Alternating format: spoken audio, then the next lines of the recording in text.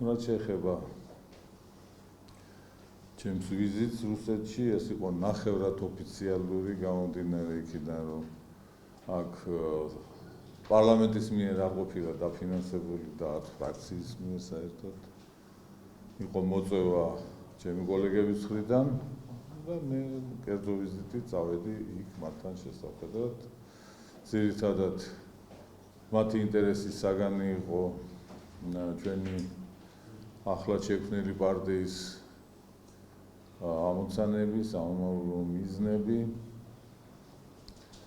და კერძოდ როგორ წარმოგედგინა რუსულ-ქართული ურთიერთობა და აი ამ საკითხებზე იყო ჩვენი გარკვეული კონსულტაციები. ახლა მე პირადად მოწვეული ვიყავი იგორ მოროზოვის მიერ, რომელიც არის ზედა პალატის წევრი საგარეო ურთიერთობათა კომიტეტიდან, ასევე არის ის რიაზანის ოლქის სენატორი ზედა პალატაში.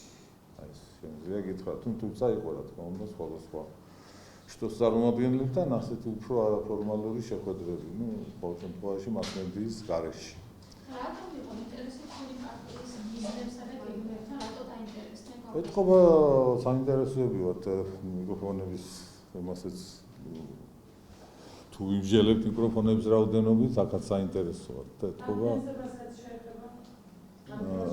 და ალბათ ისინი თვლიან, რომ ჩვენ მომავალ პარლამენტში საკმაოდ სოლიდურად ვიქნებით წარმოდგენილი და მათ ჩვენთან მოუწევთ საუბარი. და აქედან გამომდინარე აინტერესებთ რა ხედვები გვაქვს ჩვენ, როგორ იქნება რუსულ-ქართული ურთიერთობა მომავალში, რა პერსპექტივები აქვს ამას.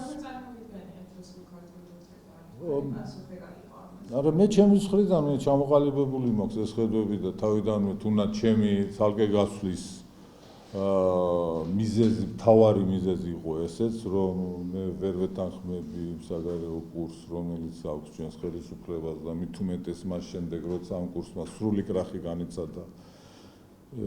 ჩვენი ხელისუფლება ისევ ჯიუტად ადგას ამ კურსს და აქედან გამომდინარე მე ავირჩიე სულ სხვა გზა და ეს რეალობიდან იყო გამომდინარე, კერძოდ ის რომ ჩვენ უნდა ვიყოთ უპირველესად ჩვენი ქვეყნის ინტერესების დამცველი და ყველა ჩვენი ქმედება, ურთიერთობა ამა თუ იმ ქვეყანასთან, ამა თუ იმ ბლოკთან უნდა გამოდიოდეს ამ მთავარი მიზნიდან და ეს ჩვენი მთავარი მიზანი რა თქმა უნდა არის ტერიტორიული მთლიანობის აღდგენა, რა თქმა უნდა იმ ჩვენი მენტალობის სარწმუნოების და ტრადიციების შენარჩუნები და არა მხოლოდ როგორც ტერიტორიული ერთეული, რომელსაც ერქმევა საქართველო და აბსოლუტურად სხვა ადამიანის გამოიყვანენ აქ, რომელიც გამოყვანადაც აპირებდნენ წინა 9 წელიწადში და ამის თუნდაც მაგალითი იყო ის, რომ სინგაპურიზაცია სურდათ, სადაც მატერიალური კეთილდღეობა იყო უპირველესი და დანარჩენი მნიშვნელობა არ ჰქონდა ამ მატერიალური კეთილდღეობის ვინ ისარგებლებდა, იქნებოდა თუ არა თვითონ მკვიდრი მოსახლეობა უმრავლესობაში წარმოდგენილი რა ფუნქციაში ასრულებდა ამ კეთილდღეობაში და ასე შემდეგ. ეს ზუსტად ეს ჩემთვის მიუღებელი იყო მაშინაც, ახლაც მიუღებელია და რატომღაც ფაქტიურად ჩვენი დღევანდელი ხელისუფლება იგივე კურსს აგრძელებს თითქმის, რასაც წინა ხელისუფლება ადგა. გამომდინარე, რომ მე მიმაჩნია ის, რომ დღეს ჩვენი ქვეყანა უნდა იყოს დამოუკიდებელი ვერ იქნება მანამდე ვიდრე თვითონ სამართლიან არჩევნებში მოსახლეობის მიერ არჩეული ხელისუფლება არ ეყოლება და ეყოლება ისე დანიშნული ოპოზიცია და ხელისუფლება დასავლეთიდან, კერძოდ უფრო ამერიკიდან და ეს ხელისუფლება და მისი ოპოზიცია ორკესტრირებულად შეასრულებენ იმ დავალებებს, რასაც მათი დამნაშავეები მიცემენ მათ. აი ეს თუ გაგრძელდება, რა თქმა უნდა, ეს ინტერესები ქვეყნის ვერ იქნება დაცული, იქნება დაცული იმ ქვეყნების ინტერესები, ვინც ნიშნავენ მათ, მაგრამ აი თუ იქნება არჩეული ხალხის მიერ ხელისუფლება, პირველ რიგში პარლამენტი, რა თქმა უნდა, ის ხელისუფლება იქნება რუპორი თუნდაც იმ მოსახლეობაში არსებული ასე ვთქვათ, განწყობისა და დამცველი საერთაშორისო ასპარეზზე სხვადასხვა ქვეყანაში.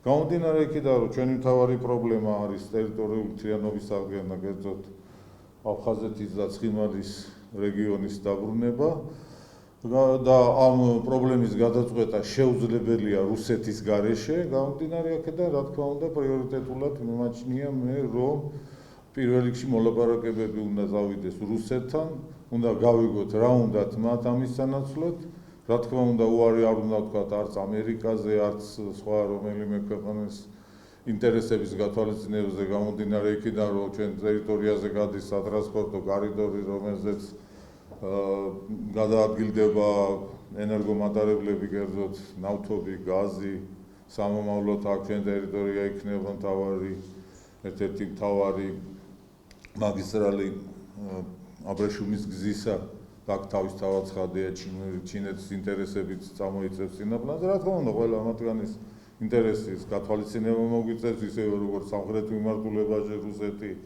ირანის და სომხეთის და ასე შემდეგ სხვა ქვეყნების, მაგრამ ყველა ეს დანარჩენი არის შედარებით მეორეხარისხოვანი რუსეთთან შედარებით. გამომდინარე აქედან, უპირველესად მაინტერესებდა და კიდევ მაინტერესებს რუსეთის ინტერესი რა არის, რას მოითხოვენ იმ ჩვენი მთავარი ამოცანის შესრულების სანაცვლოდ, ასევე როგორ მოვახერხოთ ის, რომ ამ შეჯერების შემდეგ დავაბალანსოთ ყოველივე ეს, თუნდაც იმ დასავლეთის ინტერესით, რომ მათი თვითები გადაადგილდებოდეს უსაფრთხოდ, ასევე სამხრეთის კიდევ უფრო ინტერესი და ასე შემდეგ და ყოველივე აი ამის დაბალანსებას თუ მოვახერხებთ, შეიძლება ის რაც ყველაზე დიდად საფრთხის მატარებელია ჩვენი გეოპოლიტიკური მდებარეობა საქართველოსისა, როცა ჩვენ ძალიან ბევრი ქვეყნის და სარწმუნოების თუ სხვადასხვა ეკონომიკური იქნება ეს თუ სხვა რაიმე მნიშვნელობის ინტერესის დაპირისპირების კვანძი ვართ, ეს ყველაფერი შეიძლება სასიკეთოთაც კი გამოვიყენოთ, თუ ჩვენ სწორად დავაბალანსებთ აი აქ ყველა სხვადასხვა ქვეყნის ინტერესს და აი ეს იქნება ჩვენი ქვეყანაში სტაბილურობა იქნება მათი ინტერესების განხორციელების საფუძველი. ახლა თქვენ პრორუსულობას რას უძახით არ ვიცი, მე ვარ პროქართული, ჩემთვის ამოსავალია ჩემი ქვეყანა და ვერ დამწამებს ამას. ვერ ჩემი წარსულით ვერაფერს ვერ ნახავენ ისეთ, რომელიც ამის თქმის საფუძველს მისცემს და ვერ ჩემი აწყვეტი. მე ვლაპარაკობ ყველა ქვეყანასთან და ვილაპარაკებ ყველა ქვეყანასთან, ვისთანაც საუბარი აუცილებელი იქნება ჩემი ქვეყნის ინტერესისთვის. და ვერავის ახლა ბუდიშით რა, ახლა შახის კარზე რო დადიოდნენ ხოლმე ან შვილებს აგზავნიდნენ ან დედებს, ისინი მათი ინტერესების გამტარებლები იყვნენ თუ თავის ქვეყნის პატრიოტები ახლა. სიარული ამა თუ იმ ქვეყნის კარზე ნიშნავს იმას, რომ იქ არის ყველაზე მეტად გასაღები იმ პრობლემის გადაწყვეტისა, რომელიც ამ ქვეყანას გააჩნია.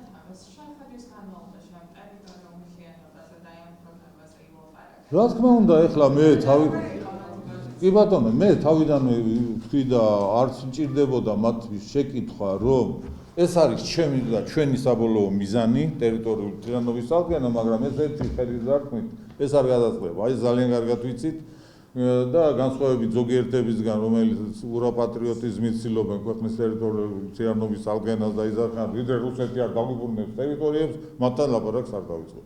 თუ ყველაფერი დაგიბრუნა, მე რაღაცა ლაპარაკი მათთან. სალაპარაკო რა აქვს. ხო და ბოდიში და აი უპასუხებ ამას და ხო და აქედან გამომდინარე, რა თქმა უნდა, ჩვენ უნდა განვსაზღვროთ რა გვინდა ჩვენ და მათ რა უნდა და აი ამ თუ გვექნება ჩვენ აი რა ხედვა გვაქვს, როგორ მივდივართ აქეთ. მე მაგალითად მიმაჩნია, რომ მე ახლა რო ვიყო ხელისუფლებაში, ვიცი უფრო სწორად რას ვიტყოდი, მაგრამ ჯერჯერობით რო არ ვარ ხელისუფლებაში, ამიტომაც მე შემიძლია ხოლო ჩემი სურვილი განწყობა ვთქვა, აი მე რას გავაკეთებთ. მე პირველ რიგში, რა თქმა უნდა, სასურველი იქნებოდა, რომ ეს ურთიერთობა დადებითად, პოზიტიურად განვითარდეს, რომ მათი მხრიდანაც და ჩვენი მხრიდანაც შემხედრე ნაბიჯები გადაეძღვებოდა წინაპირობების გარეშე. მაგალითად, რუსეთი თუ გააუქმებდა სავიზო რეჟიმს და ამაზე რა თქმა უნდა უთხარით, რომ ეს დადებითად აისახებოდა ჩვენს ორი ქვეყნის დამოკიდებულებაზე. თუნდაც გამომდინარე იქიდან, რომ ერთგვარად კი რაღაცა თითქოს გაიოლდა ახლა ამ ვიზების აღება, მაგრამ კიდევ გართულებულია. თუნდაც იმიტომ, რომ ჩვენ ქვეყნის მოქალაქეებს იმ თავისი პროდუქციის გაყიდვა უფრო გაუადვილდებოდა და აღარ დაჭირდებოდა შუამავლები, 1000 ბარიერების გადალახვა და ასე შემდეგ. დავამთავრე თუ შეიძლება, ხო, მეორე მხრივ კიდევ ჩვენი მოსახლეობის ძალიან დიდი ნაწილი სხვადასხვა გათვლებით მილიონზე მეტი, რომლებიც ცხოვრობენ იქ და ფაქტიურად აქ არჩენენ თავის ახლობლებს, მათთვისაც ასევე გაადვილდებოდა კომუნიკაცია და ასე რაღაცა კეთილნებაზე არ იქნებოდა ვიღაცისა დამოკიდებული მხოლოდ მათი შეხვედრა.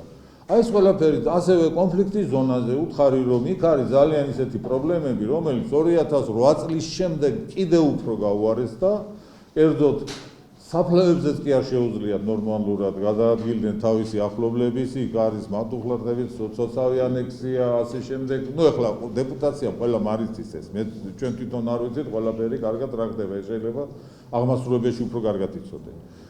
ხო და აი აქ თუ რაღაცა უფრო ადამიანური გახდებოდა ეს მიდგომები, არ მოხდებოდა რომ რაღაცა თავისი მოსავლის აღებაც რო უჭირთ მეორე მხარეს ტერიტორიაზე. Აი აქ გარკვეულად ესეც წაადგებოდა დაუშვათ იმას ურთიერთობის დათბობას. ასევე აგერ ოთხოზურიას მკვლელობა, იმ მკვლელი დადის დღესაც არ არის ის რუსი მართალია, მაგრამ ყველაფერი რადგანაც რუსეთის ეგიდის ქვეშ არის და ეს აფხაზეთის და ფაქტიურად წახალისებულია მათი მხრიდან ცხინვალის ხელისუფლებას თავისთავად ცხადია თქვენზე არის ყველაფერი აი ამ ყველაფრის ბრალი თქვენზეა დადებული და ამიტომაც თქვენს ინტერესში უნდა იყოს რომ დაისაჯოს ის მკვლელი რომ გარკვეულწილად ახლა ის საკმარისი გაქვთ ისედაც წამოსაცახებელი რომ ესაც არ დაიმატოს და ასე შემდეგ. აი ასეთი რაღაცა და ჩვენი მხრიდან კიდევ რა თქმა უნდა მე რო ვიყო უარს ვიტყოდი ყოველ შემთხვევაში ამ მოლაპარაკებების დამთავრებამდე შევაჩერებდი მე საერთოდ ნატოზე ვიტყოდი უარს და საერთოდ სხვა ქვეყნის ბაზების განლაგებაზე ჩვენს ტერიტორიაზე. ამას მივმართავდი მხოლოდ იმ შემთხვევაში თუ ყველა რესურსს ამოვწურავდი რუსეთთან და მაინც ვერ მივიღებდი ისეთ შედეგს, რომელიც მისაღები იქნებოდა ჩვენი ქვეყნისთვის.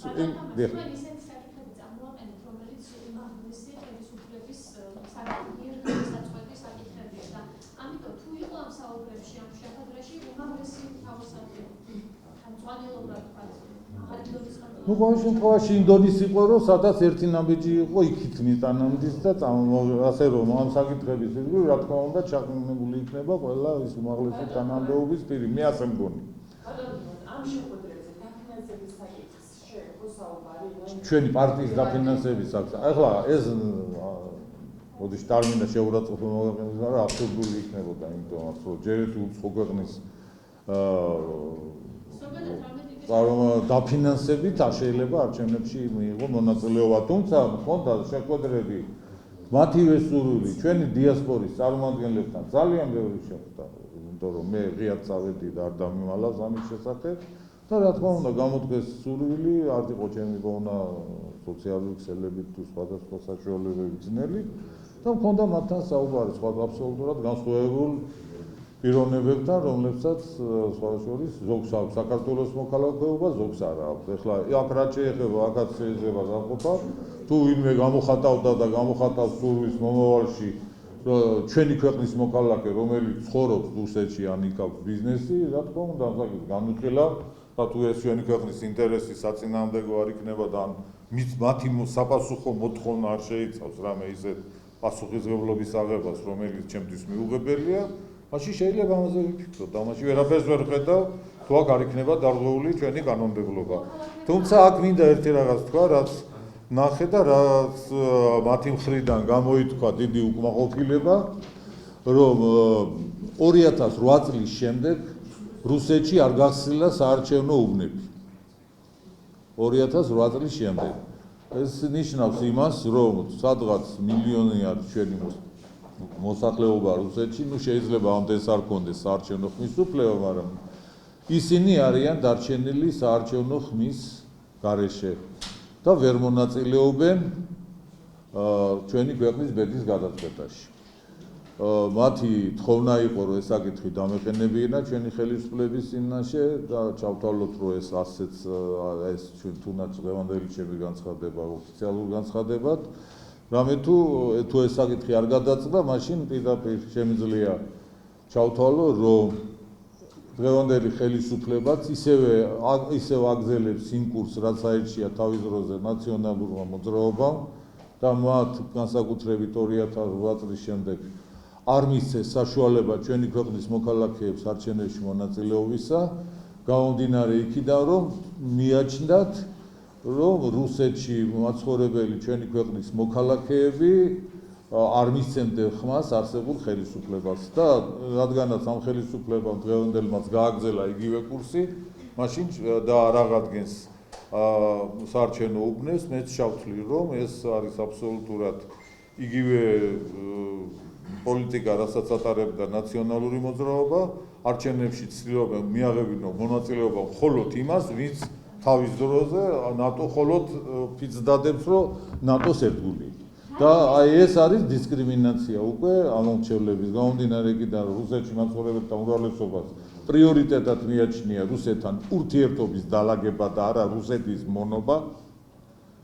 და აქედან გამომდინარე, მათი ინტერესიც ისევე უნდა იქნეს გათვალისწინებული, როგორც ვაშინგტონში მაცხოვრებელი ჩვენი ქვეყნის მოქალაქის ინტერესი. რა ტიპის დახმარებას დაგჭირთ მოქალაქეებს არ გულისხმობ, აი შეხვედრებისთან? არა, დახმარებაზე არ არის საუბარი. აქ არის ის, რომ ისინი თავისთავად ხმადია. აი თუნდაც ის საკითხი, რომ ამ პერიოდში დაემთხვა ჩემ ჩასვლას ემბარგო, რომელიც ჩემდა უნებოდა არც კი გამიგია, რომ დავბრუნდი ნომერში და შევიხედე სოციალურ ქსელებში და თან ჩემს პოსტაში ყველა წერილი იწყებოდა აქედან რა ხდება ბანდ დილიდან ყველა ტელევიზია გადასცემს, რომ ემბარგოს აცხადებს რუსეთი ღვინოზე და ქართულ ღვინოზე და მინერალურ წყლებზე და ზუსტად იმ იგორ მოროზოვმა, რომელმაც მომიყვანა დამტოვა სასტუმროში, მაშინვე დაურეკე მას და უთხარი ასეთი რაღაცაა და რა ხდება. თვითონაც არ იყო საფისკოში ის დედაპალატა, ეს ყოფილა ქვედაპალატიდან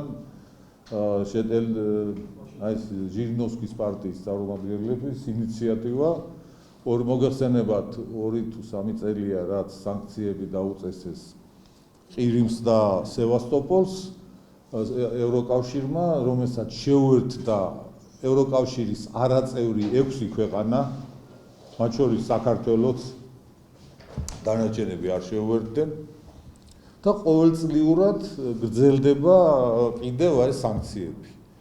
5 ქვეყანას ამ 6-დან საპასუხო სანქციები დაუწესა რუსეთმა, გარდა საქართველოს.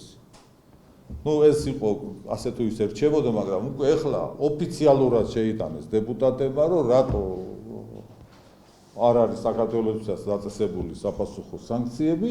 მე არ ვიცი, რას გადაწყვეტენ ისინი. ეხლა მე რო არ ყოფილიყავი, მე რო არ მეთქვა და უშუალოდ ეხლა არ მინდა ყველაფერი ეხლა ამით ვისპეკულიანტო ზოგიერთი, თუმცა მე ვიცი, რომ აქ ამ დარეკვამ შემოატრიალა ყველაფერი. ზუსტად იმავე დღეს გადახედეთ ქრონოლოგიას.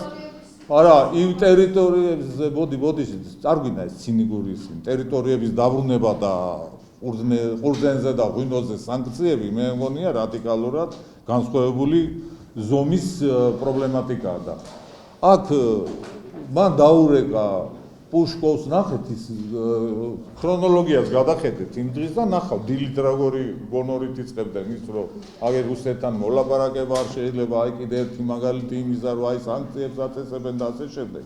და როგორ იყო ხმას აღარ იღებდნენ უკვე მეორე დღეს, იმიტომ რომ ეს კამპანია ანტირუსული, რომელიც უნდათ ხელახლა ეგორებინათ და დაემტკიცებიათ ის რომ რუსეთთან მოლაპარაკებას აზრი არ არის. და ამიტომაც მოდი შევეშვათ მათთან ვიყოთ საომარ სიტუაციაში და ამერიკელებმა რაც არ უნდა გაგვიკეთონ, მაინც აი რაც გაუკეთეს თურქებს თუნდაც იმაზე უარეს რომ გაგვიკეთონ, მაინც ის არის ჩვენი ისა და დავუმტკიცოთ ერთგულება. სასაუბროდ როგორ არ არიან, მზად ყველაფერზე არიან, მზად სასაუბროდ, მაგრამ ეს საუბარი სადამდე მიგვიყვანს, ეს სხვა თემაა. ხო და ამას დაუბრუნდები ჯერ თუნდაც, აი რომ არაფერი არ ყოფილიყო და დაუშვათ. ამას არ შევსწრებოდით, არ იცოდა ზედაპალატამას. არ დადეგებზია დღეს რუსეთის დუმაც. ქვედაპალატაც, ზედაპალატაც, ისევე როგორც ჩვენ. ეს შეტანილია საკითხი, რომ პარლამენტარების ნაწილმა დააყენა საკითხი, რომ დაუწესდეს საქართველოსაც სანქციები. ვიდრე ეხლა ამის გულისთვის არავინ საგანგებო სხდომას არ ჩაატარებდა, ეს იდებოდა ალბათ პარლამენტის სამდივნოში თუ როგორც არის იქ პროცედურები. ამის შემდეგ სადღაც ბრუნდებიან ისინი სექტემბრის ნახევარში ალბათ, მე დაიწყებენ ამის განხილვას. დაუწესონ თუ არ დაუწესონ. მანამდე რა ხდება საქართველოში? ღვინის ქარხნები, რომლებსაც გასაყიდია დღესდღეობით ღვინო. რას აკეთებენ? არიან გაურკვევლობაში, ხო? მათ ხო უნდა სადღაც სექტემბრიდან ჩვენთან იწყება უკვე ყურძნის ჩაბარება. აი ყურძნის ჩამბარებლებს რას ეუბნებიან, რომელსაც ხელშეკრულებული. თვითონ როცა გაურკვეველი აქვთ, გაიტანენ თუ არა რუსეთში, 2/3 იცით თუ არა თქვენ რომ ღვინის რუსეთში გადის დღეს. 2/3 აი ჩინეთსა და იმას რომ ვიძახით. ევროპა და იმისი საოჭრო ორგანიზაციის წევრი გავხდი და ავშენდებით. აბა ნახეთ რამდენი გადის პროცენტულად. 10-ჯერ მეტი გადის რუსეთში ვიდრე ჩინეთში. ხო და აი ეს ყველაფერი, აი სულაც რო ბოლოს ჩვენი სასარგებლო გადაწყვეტილება მიიღოთ სადღაც ოქტომბერში. აი ეს ფსიქოზი სადამდის მიიყვანდა იმას, თვითონ პირველ რიგში დააზარალებდა იმ მევენახეებს, რომლისას უკვე გაუფასურებული ჩალისპასაც აღარ ჩაიბარებდნენ ყურძენს, აი ამ მოტივით, რომ რუსეთთან აი ეს ურთიერთობაა. ასე რომ აი ამ პიროვნებებს მე მადლობა გადაუხადე, ადგა ამ კაცმა დაურეკა ალექსეი პუშკოვი იყო სადღაც საზღვარგარეთ. აი ჩემ თვალწინ კარნახობდა ტექსტს, რომელიც ნახეთ ის ტექსტი დაიდო იქ, მე იმ კაცმა იმავე დღეს დადო რომ ეს არის მხოლოდ რამდენიმე დეპუტატის ის, რომ ჩვენ დანარჩენები ამაში არ დაუჭერთ ხარს, და აქედან გამომდინარე კომიტეტი ამ გადაწყვეტილებით აღარ შევა მთავრობაში. ეს იყო თუ არ იყო, ეს თუნდაც კეთილი ნაბიჯი იმისათვის, რომ ამა ძალიან კარგად გაიგეს, რომ ვიღაცებს აწყობდა ეს, რომ აი ეს მომენტი თუნდაც ეს აურზაური, რომელიც იგივე შედეგით შეიძლება ბოლოს დამთავრებულიყო, გამოეყენებინათ აი ამ ურთიერთობების გარკვეული, თუნდაც მინიმალური დათბობის საწინააღმდეგო.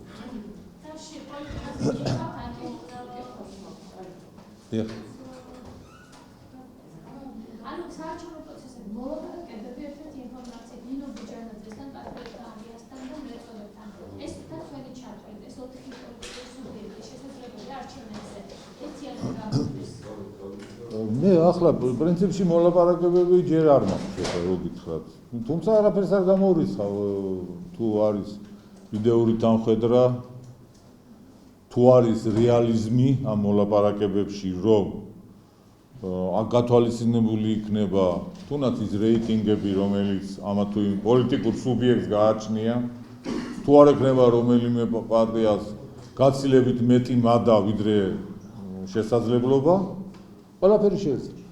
ბატონო თამაზ და ოცნების მაჟორიტარული შექმნილი შექმნილი ოცნების მიერ წარდგენილი მაჟორიტარი. ნუ ახლა რა არის ესე იგი ჩემთვის საპატივცემულო რამდენიმე პიროვნება არის, მაგრამ და აი ახლა ეს მე მგონია რომ მათ გაუჭირდება დაამტკიცონ ნატოსადმი მათი ერთგულება. დაამტკიცონ ამორჩეველს, რომ აი მაინც და მაინც ნატოში არის ხსნა. მე ვიცი მათგან ბევრი რუსეთშია გახურებული ბიზნესი და მშვენიერი ურთიერთობები აქვს და გონი იმაში დასავლეთში ნამყოფიც არ არის ნატოს წევრ ქვეყნებში. და აი ეს უბრალოდ გაუჭირდა, როცა შეკითხვებს დაუსვამთ ეხლას, რამდენად გულწრფელები არიან. აი ისინი იდეურად ითვალისწინებენ თუ არა, იზიარებენ თუ არა იმ კურსს, რაც გააჩნია რებრენდინგირებულ ქართულ ოცნებას. კერძოდ ასევე გარდაქმნილ ნაციონალურ რესპუბლიკურ მოძრაობას კიდევ. აი ეს არის რაღაც აი სიმბიოზი შეიქმნა, რაღაც ახალი აი ახალ სახეებში, რომელსაც დაემატა ოსაბჭოური ძველი სახეებიც. იქიდან. მაგალითად ჩემნაირი ტიპაჟები. არ გვინდა გამანებით თავი. ხო და ესე იგი, აი როგორ უნდა შეაჯვარონ ეს ყველაფერი ერთმანეთზე. ეს მათი პრობლემაა მართალია, მაგრამ თვითონ აი ამ პიროვნებებს, ჩემთვის საპატივცემული ხდება. აი ვერ მივალდათ, დაუსვამ ხალხის თანდასწრებით შეკითხვას. აი იზიარებ თუ არა, რომ ნატოში შესვლა არის საქართველოსთვის სარგებლობის მომთანი. აი რო ვერ დაასაბუთებენ ამას. მაშინ რო დაუსვამ მეორე შეკითხვას. თუ ამას არ იზიარებთ, რა არის თქვენი მიზანი? რატო ხართ ამ გუნდში? იმიტომ ხომ არა, რომ აქედან პარლამენტში მოხვედრა გაცილებით ადვილია. და თუ თქვენი მიზანი არის მხოლოდ პარლამენტში მოხვედრა და არა ქვეყნის მსახურება, მაშინ რა გინდა შუბლა? წადი მიხედე შემთხვევას და დათვალე კარგად. და ასეთი არ ვიცი, კიდევ ვნახოთ, ჯერ ხარ დაუსახელებიათ, მაგრამ მე ხო ვიცი ვისთან მიდის მოლაპარაკებები და რასთან. ეხლა იმიტომ რომ ეთყობა ბატონი ბიძინა ისე აღარ აფინანსებს მაინც და უკვე თვითონ დაუწყეს ზებნა ფულიან მაჟორიტარობის კანდიდატებს. მე რო ვეძებდი ასეც გასაკვირი არ არის, იმიტომ რომ მე ფული არ მაქვს და ბატონო არ ვიცი, გოდერძი ბუკია ფული აქვს. არ ვიცი, ამდენი. და ბატონო, ამას როგორ ვფიქრობ? რა ნიშნიანი ზე რატომ ვერ მოხდა? ეთყობა მაგას ფული არ აქვს. და თავის არჩევნებს ვერ იფინანსებს. ან კიდე ეხლა ვნახე, რომ პალიას თომის ტბაზე შეირნობდა და მე გავეხუმრე უკვე სპორტის უფროსობას უარ გამოკარი ხელი. შენ მეგობარია მაგ. სერიოზულად როგორ ვფიქრობ, რომ ვერ მოხდა ნიშნიანი სიაში? არა, ჯერ რა ვიცი, შეიძლება კიდე მოხდეს. ატაშის განცხადებებთან დაკავშირებით ვკითხავთ, მან რამდენიმე დღის წინ თქვა, რომ მოსამართლეებზე ზეწოლა და შანტაჟი მიმდინარეობს და მოუწოდა ყველა შესაბამის უსწრაფოს, რომ დროული რეაგირება მოახდინოს მასთან დაკავშირებით. თქვენ რას ფიქრობთ, რამდენად საერთოდ თქვენთვის ეს განცხადებები და შეიძლება უკავშირდებოდეს თუ არა გახმაურებული საქმეების მოსამართლეებით? ამით ეთყობა პაპუაშვილმა, ყოველ შემთხვევაში სასამართლოს თავმჯდომარემ და არა ჩემთვის საპატიცემულო პიროვნებამ ხაზი გაუსვა იმას, რომ მე კი არ ვარ წესიერი კაცი, მაგრამ არც ისინი არიან ჩემზე უკეთესები. ხო, აბა რა ვიცი, არა, პაპუაშვილი სასამართლოს თავმჯდომარეზე კარგი აზრის არასდროს ყოფილი ვარ და რომ მიმაჩნდა ყოველთვის და ახლაც მიმაჩნია, რომ ეს არის ნაციონალური მოძრაობის ერთ-ერთი სახე. ამაზე არ ეშეფქიმე და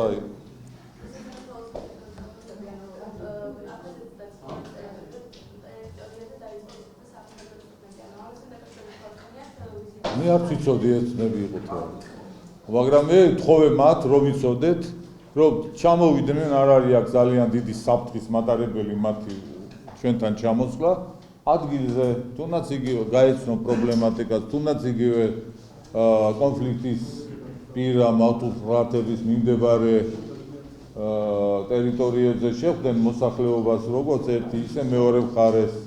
ასევე თუ იგივე ოთხოზურია საკითხთან დაკავშირებით უფრო ახლოს გაეცნობიან ისინი, მაინც პარლამენტარები შედარებით თავისუფალი ხალხია და მათ შეიძლება უფრო პოლიტიკური განცხადებების მეშვეობით მოახდინონ დადებითი ზეგავლენა იმ პროცესებზე, რომელიც მიმდინარეობს და რომელსაც თუნდაც მინიმალურ გადაწყვეტას დიდი მნიშვნელობა აქვს ჩვენი მოსახლეობისთვის. მე სხვა შორის და ახლაც კიდე გავიმეორებ, რომ მიმაჩნია საჭიროდ აღდგეს დიპლომატიური ურთიერთობა რუსეთთან. გამომდინარე იქიდან, რომ ეს არ არის რუსეთის საკეთილდღეოდ გადადგმული ნაბიჯი, არამედ ეს არის ჩვენი მოსახლეობისთვის. უამრავი მოსახლე ცხოვრობს ჩვენი კიდევ იმეორებ და მოღვაწეობს რუსეთში. და ეს მათ პრობლემატიკას შეადარებით შეამსუბუქებს. თუნდაც არის საკითხი, რომელიცაც შემთხვევით შევეცარიო და არ მინდა რომ ძალიან ეხლა ისე მე დარწმუნებული ვარ, ვისაც ელემენტარულად გული შედგება ჩვენს ქვეყანაზე და მტერი არ არის, ყველა იგივეს გააკეთებდა, თუ ეკნებოდა საშუალება ჩემ ადგილზე. უბრალოდ მე აღმოჩნდი იქ იმ მომენტში. მაგრამ ასე შემთხვევით რამდენჯერ აღმოჩნდება ვინმე იქ. ანუ ეხლა გუშინ რატო არ მაიარო მე ვერ გავიგე. ხო და ამიტომაც ასეთ საკითხებს უნდა წვეტავდი საელჩო და თუ გონიათ რომ მაინც და მაინც არ უნდა გქონდეს ტერიტორიული პრობლემა და იაპონიას და რუსეთს რამდენი ხანია აქვს ტერიტორიული პრობლემა. ამან შეუშალა ხელი დიპლომატიური ურთიერთობის გონაში არც გაუქმებიათ მათ. კურილის კუნძულები დაწყებული დღემდე მიდის მაგაზე დავა, მაგრამ ისინი აგრძელებენ ურთიერთობას, იმიტომ რომ კიდევ უფრო არ გაუარესდეს სხვა მიმართულებით. ახალი მაგალითი აგერ უკრაინა რუსეთი არის დღეს თუ არა ომის მდგომარეობაში. გააუქმა დიპლომატიური ურთიერთობა. დღესაც აქვს ისევ გამომდინარე იქიდან რომ მისივე ქვეყნის მოქალაქეებს შირდება უპირველესად.